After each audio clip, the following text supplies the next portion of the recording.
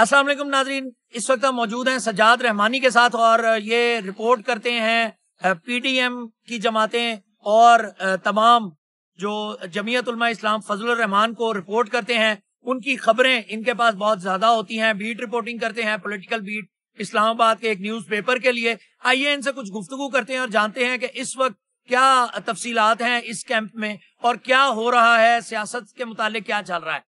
جی تو سجاد صاحب، اس وقت کیا صورتحال ہے اور تفصیلات سے آگاہ کیجیے گا کہ جمعیت علماء اسلام فضل الرحمان گروپ اس وقت کیا پولیٹیکل منورنگ کر رہی ہے اور اس وقت ملاقاتوں کا سلسلہ، اہم ترین ملاقاتوں کا سلسلہ کیا ہے؟ دراصل بات یہ ہے اس وقت جیسا کہ آپ کو علم ہے کہ الیکشن کمیشن نے ایک ڈیٹ دے دیا، وہ ٹائم بہت مختصر ہے. اس وقت مولانا نہ صرف پاکستانی مسائل کو دیکھ رہے ہیں بلکہ وہ ایک انٹرنیشنل دورے سے بھی واپس آئے ہیں، خاص کر غزہ کو لے کے. اور مولانا کی جیسے حماس کے امیر کے ساتھ ملاقات ہوئی ہے، اسی طرح اب مولانا بذات خود تو بہت زیادہ مصروف ہے، لیکن دیکھنے میں کل یہ آیا ہے کہ مولانا عبدالغفور حیدی صاحب نے جیسے کہ مسعود چودھری صاحب آپ کے ساتھ بھی ملاقات کی، اور شام کو انہوں نے باقاعدہ وزیر اعظم انوار الحق کاکڑ صاحب کے ساتھ اہم ملاقاتیں کی. جبکہ مولانا عبدالغفور حیدی صاحب خود بھی بذات خود کافی مصروف چل رہے ہیں، ان کا شیڈول ہے، ان کے اپنے حلقے کو بھی دیکھنا ہے، لیکن اس کے باوجود وہ مولانا کے حکم پر اسلام آباد میں اہم ملاقاتوں میں مصروف ہیں. اور اس کے بعد انہوں نے باقاعدہ طور پہ سعودی ایمبیسی کا دورہ کیا، جہاں پہ فضیلت الشیخ امام کعبہ محمد صالح بن عبداللہ بن حمید کے ساتھ ملاقاتیں کی، اور سعودیہ کو پیغام دیا کہ سعودیہ نے جس طرح فلسطین کی ترجمانی کی ہے اور باقاعدہ طور پر ان کی آواز بلند کی ہے، وہ عالم اسلام کا ایک گڑھ ہے سعودی عرب. ہم محمد صالح کو پاکستان آنے پر خوش آمدید کہتے ہیں. اس کے علاوہ میں ایک اہم بات یہاں پہ کرتا چلوں کہ کل باجوڑ میں انتہائی افسوسناک واقعہ پیش آیا. اس پر مرکزی ترجمان محمد اسلم غوری صاحب نے باقاعدہ پریس ریلیز جاری کی، جس میں باجوڑ میں جمعیت علماء اسلام کے کارکنوں کو جس طرح نشانہ بنایا جا رہا ہے، بلکہ میں یہاں کہوں گا کہ جس طرح پچھلے دنوں مستون کے اندر حافظ حمداللہ صاحب پر حملہ ہوا، اس کے علاوہ وزیرستان، فاٹا اور جگہ جگہ پر جمعیت علماء اسلام کے کارکنوں کو، رہنماؤں کو نشانہ بنایا جا رہا ہے. کل کے واقعات پر بھی بہت افسوس ہے، بلکہ پوری جماعت اس پہ بہت افسردہ ہے کہ یہ ملک کے اندر حالات کو کشیدہ کیا جا رہا ہے. جبکہ میں کہوں گا کہ باقاعدہ الیکشن مہم کے دوران یہ حالات اس طرح پیدا کیے جا رہے ہیں تاکہ الیکشن کسی طرح ملتوی ہوں. ملک کے اندر حالات ناساز ہوتے چلے جا رہے ہیں. اس کے اوپر ہم بہت زیادہ افسردہ ہیں. اللہ تعالیٰ شہداء کو جنت الفردوس میں اعلیٰ مقام عطا فرمائے. باقی رہی کہ جمعیت علماء اسلام اس وقت پوری ملک کے اندر اپنی سیاسی سرگرمیوں کو بڑھانے میں تیز ہے، جبکہ مولانا صاحب نے اس مرتبہ پہلی مرتبہ دیکھنے میں آ رہا ہے کہ پنجاب سے اپنی الیکشن کمپین کی شروعات کی ہے. مریم میں پہلا جلسہ کیا، اب انشاءاللہ 31 کو بہاولپور میں جلسہ ہونے جا رہا ہے. اس کے ساتھ ساتھ نواز شریف نے بھی اب مولانا کو ایک ساتھ رہنے کے لیے مدد طلب کر لی ہے. جبکہ مولانا صاحب نے بھی اس کے اوپر کہا ہے کہ ہم سوچ کے مطلب بھی جواب دیتے ہیں. میرے خیال میں تو اتحاد ہو جانا چاہیے، اور جبکہ اس اتحاد کے بدلے میں پنجاب میں بھی جمعیت علماء اسلام کافی سیٹیں نکالے گی. ایک سوال ہے جو یہاں پر عوام کے ذہن میں اکثر آتا ہے. ایک تو یہ کہ بلاول کی گفتگو جو ہے وہ مولانا پر طعن و تشنیع کرنا، اس کے بارے میں آپ کیا سمجھتے ہیں، کیا سوچتے ہیں کہ جے یو آئی کے سرکلز اس بارے میں کیا سوچ رہے ہیں؟ جبکہ دوسری جانب پی ڈی ایم کی جماعتیں اور پھر نواز شریف صاحب کا آنا اور پھر نواز شریف صاحب کا مدد طلب کرنا، کیا ماضی میں جو نواز شریف صاحب اکثر اوقات ہاتھ کر کے اسٹیبلشمنٹ کے ساتھ ملتے رہے ہیں اور پھر اسٹیبلشمنٹ کے ساتھ پھر بعد میں جب انہوں نے لڑائی کی تو پھر اس کا نقصان، اس کا خمیازہ جے یو آئی کو بھگتنا پڑا، تو کیا آنے والے وقت میں بھی ایسا ہی ہوگا؟ دیکھیں، دراصل بات یہ ہے کہ مولانا صاحب ہمیشہ نظریاتی رہے ہیں. مولانا صاحب نے ہمیشہ ملک کے دفاع کے لیے، ملک کی سالمیت کے لیے کام کیا ہے. باقی رہی بات کہ بلاول کی تقریب، بلاول کو مولانا نے پریس کانفرنس میں واضح بھی کر دیا کہ بلاول ایک بچہ ہے، ابھی سیاست میں وہ بچوں کی مانی دیا ہے. چاہے وہ پی پی کے نزدیک وہ ایک بڑا لیڈر ہے، لیکن مولانا ایک مایہ ناز سیاستدان ہے، اور جبکہ مخالفین بھی مولانا کو محکمہ موسمیات سیاست کا کہتے ہیں.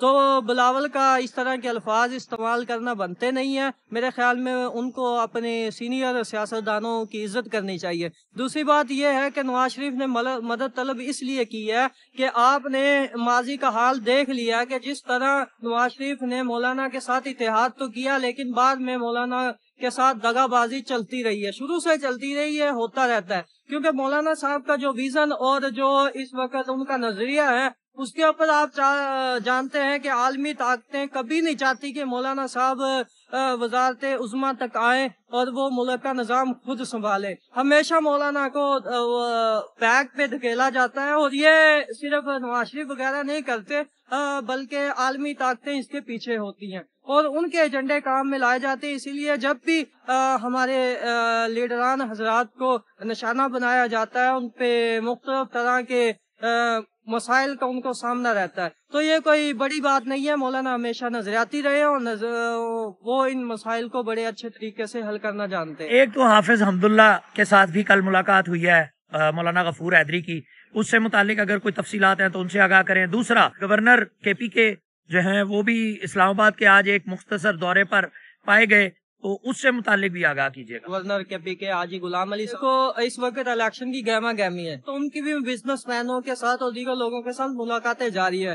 جو رہی بات حاجی غلام علی صاحب گورنر کے پی کے ہیں وہ تو گورنمنٹ آف کے پی کے کی وجہ سے کچھ دورے کر رہے ہیں, لہٰذا وہ بھی ہماری جے یو آئی کی طرف سے دورے اجتماع ان کو سمجھا جا رہا ہے لیکن یہ غلط بات ہے. وہ جماعت کی طرف سے دورے نہیں کر رہے, وہ ایز اے گورنر ہونے کی وجہ سے بہت سارے دورے کر رہے ہیں, وہ ان کا اور گورنمنٹ کا مسئلہ ہے. دوسری بات رہی ہے کہ حافظ حمداللہ کی اور مولانا عبدالغفور حیدری صاحب کی جو کل ملاقات ہوئی ہے تو وہ ایک پرسنل ملاقات تھی جو کہ ایک جماعتی میٹر کے اوپر آپس میں انہوں نے کوئی مشاورت کرنی تھی کہ آپس کی ڈسکشن ہوتی ہے جو کہ چلتی رہتی ہے.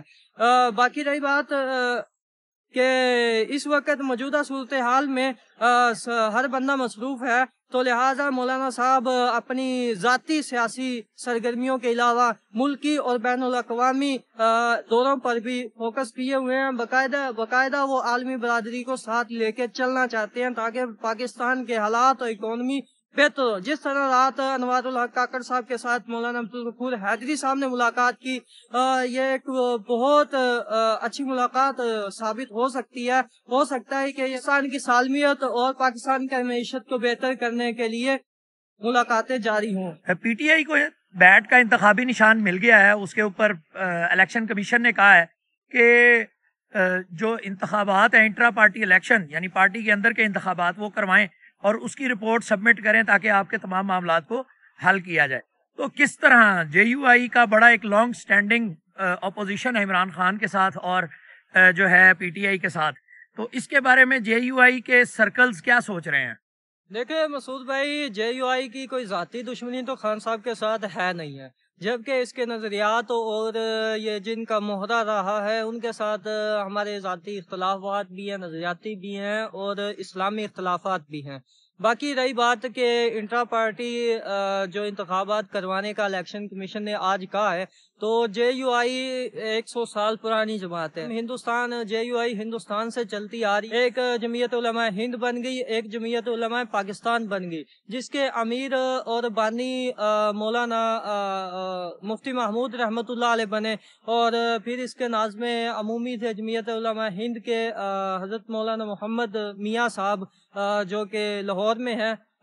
تو اس کے بعد ہمیشہ سے جمعیت علماء اسلام کا یہ ویژن رہا ہے کہ جمعیت علماء اسلام نے ہر دور میں ہر سال مطلب 5 سال بعد اپنے انٹر پارٹی الیکشن کروائے ہیں. باضابطہ طور پہ الیکشن ہوں یا نہ ہو, کوئی بھی صورتحال ہو, لیکن جمعیت علماء اسلام اپنے انٹر پارٹی الیکشن کبھی ان کے نہ ملتوی ہوئے نہ تاخیر کا شکار ہوئے. لیکن جمعیت علماء اسلام تو ہمیشہ سے یہ سمجھتی آئی ہے کہ سیاست خان صاحب کا کام نہیں ہے, بلکہ یہ صرف کھیلنا جانتا ہے, تو اس کو چاہیے کہ بیٹ لے کے صرف کھیلے.